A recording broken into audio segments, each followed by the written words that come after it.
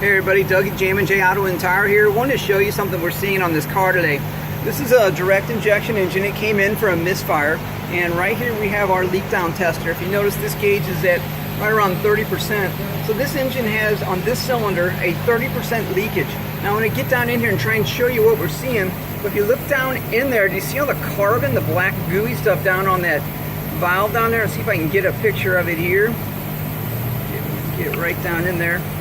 See the carbon on that valve, and then I'm going to go to the cylinder that this pressure tester is actually hooked up to. And if you look down in there, you can actually see the little bubbles.